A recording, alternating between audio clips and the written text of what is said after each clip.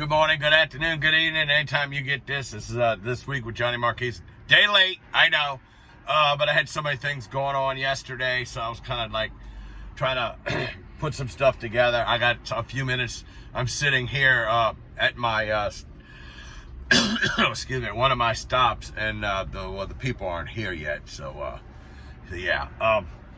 Okay, well, I mean, we got stuff we could talk about, obviously. I have a game tonight. I'm doing West Jefferson versus East Jefferson. That's going to be on the Jam Sports Network. And I am going to have that. We'll talk about that because third place in the district's on the line and a higher seed in the playoff bracket is also on the line. So we'll talk about that in a little bit. Jameis Winston goes down. Saints beat Bucs anyway. Now the question is, who starts this week? Will it be Trevor or will it be Taysom? If Taysom's a full go, which I'm not sure if he is yet, but if he's a full go, he'll be the starting quarterback, obviously. I mean, hey, you know, he didn't win the quote competition, but it is what it is. And LSU versus Alabama, do we really need to talk about it? Unless you're an Alabama fan, do we really need to talk about it? No. We sure don't. And another big week on TikTok has not only hit the 1,600 mark this past week, I hit 1,700 mark this morning. So, or last night actually. But yeah, well, we're going to talk about all of that. First off, we're going to go ahead and talk about what happened with the Saints. First, it was the game. Nobody expected the Saints to win. Everybody in the national media. Oh, the Bucs. Bucs. Yeah, there was so much into the Bucs that they forgot about the Saints. They forgot about the Saints' defense. That's the story right now. Yes, Jameis Winston went down. Trevor Siemian had to come in and save the day, and he did. He was able to lead the team down to not only a touchdown drive, but then he was able to lead them down to the game-winning field goal drive. So it turned out to be the game winner because, well, 2 weeks in a row, Saints defense decided they're going to turn the other team around and take care of things. It was, a 4-and-out last week against Seattle. Well, this time it was a pick six that pretty much ended the game. And yeah, I just like the defense. I think they're solid in all levels. They're not perfect. They do give up yards at times, and they give up points sometimes. But I think for the most part, they're pretty good. So, I think they're actually not pretty good, but really good. But the story this week's obviously going to be they're playing Atlanta. Well, Taysom Hill started both of the games against Atlanta last year, and pretty much dispatched the Falcons. The second time it was closer, but yeah, that was taken care of. So we got that going on. It's just a thing, when you look at it, things have to transpire. But yeah, Jameis Winston going down for the season, that didn't help. I think he was on the verge of getting the entire playbook and getting everything down and getting everything set, but it is what it is, and like it's been this year for the New Orleans Saints. It's been next man up. I'm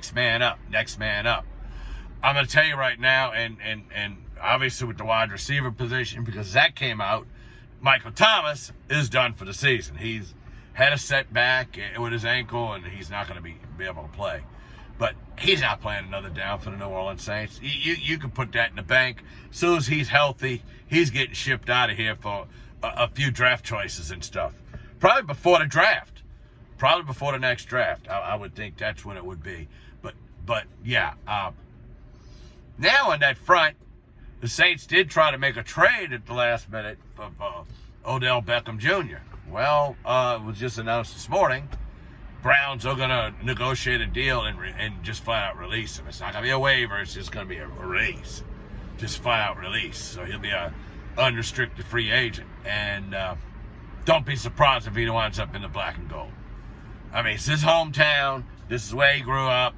Went to school at the same school where Peyton Manning went, Cooper Manning went. Eli Manning went. Arch Manning is going. Yeah. So that's where he went, Isidore Newman. So he's from here. He's going to come home and he's going to play for the Saints. I could see it. I could see it happening. And probably in the next week or two. So yeah, that I'd look out for that. But yeah, okay, my customer's here, but I'm just going to go ahead and open the gate. I'm going to get it a little bit. I'm going to go ahead and finish the video, and then I'll go do the job. Anyway, yeah, and that's a full one, so I gotta get to this one. So, anyway, enough of that, you know, but the Buccaneers, you know, hey, what it is, okay, well, Saints beat the Falcons. Right now, they're a half game behind the Buccaneers, but as soon as they beat if they beat the Falcons Sunday, I'm not going to say as soon as I've said that before, and the Falcons come up and surprise them. A bad Falcons team. So yeah, and it's a very bad Falcons team. And their top receiver, well, he just decided, Calvin Ridley, he can't. Yeah, he decided he can't go right now. So they're doing without him. And obviously, well, you know, their other number one guy was traded away. So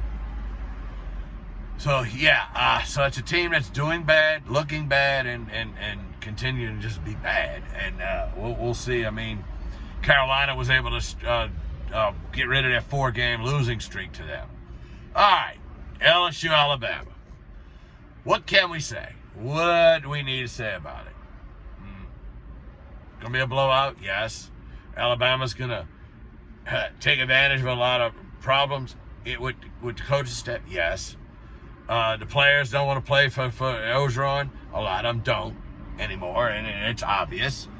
But, I mean, what do you got to do? You got to get through the motions, and you got to get through this. Now, can LSU still get to 6 wins and get a bowl berth? Yeah, they could still do it. But they're not going to get a win this week. We know that already. And who's going to be the next coach? We don't know.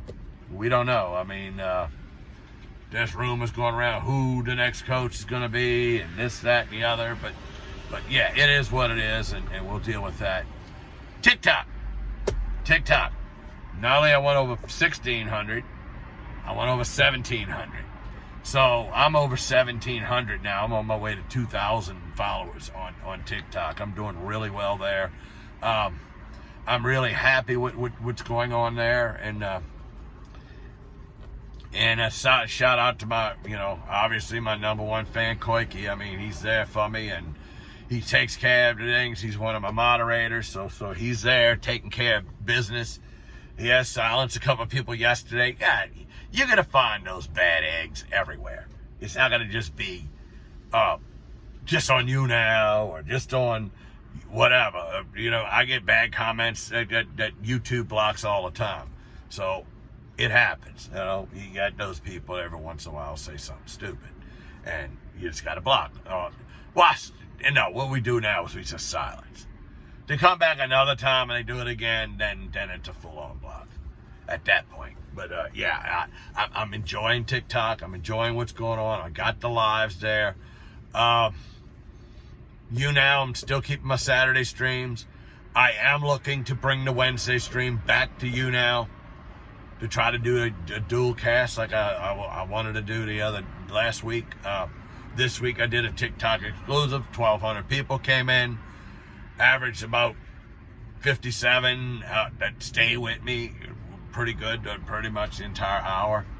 So it worked out pretty good. I got some guests. I got some people to come up, talk about different issues, and it worked out well. But I do want to return it back to you now where it belongs. I just need to get some direction. I need to get some of my friends like Amy Tate and Roxy Toxic and Ryan Steele and Nathan McGee, try to get some of these, you know, get some insight and try to figure out a way we can do this. And obviously my friend Rami as well, Andromeda Ascendant.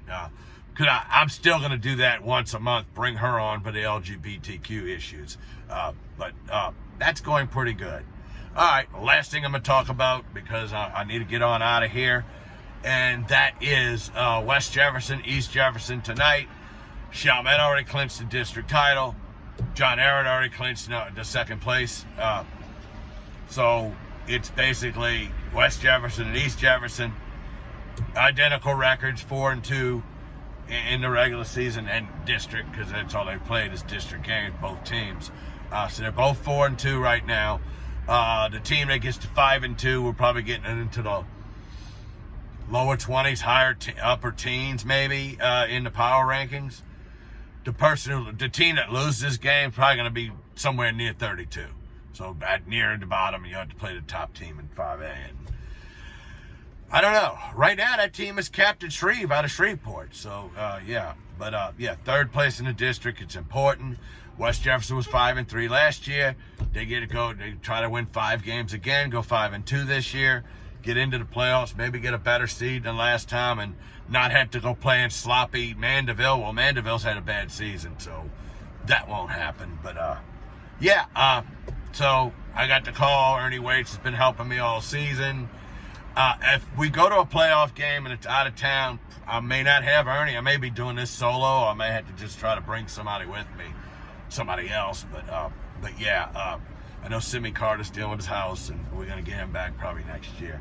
Okay, well, I'm going to go ahead and sign off. I got things to do. Oh, and yeah, so catch me on TikTok, catch me on YouNow. Bayou State Sports Saturday, we're going to have this week. I haven't finalized the guest list yet, but it's on, it'll be on both YouNow and the Jam Sports Network. Tonight, West Jefferson, East Jefferson on the Jam Sports Network. And that'll be starting at 6:40 p.m. Central Time, and then 7 o'clock's kickoff. So see everybody later, and I'll see everybody, and God willing, I'll talk to y'all again in a little while. Bye.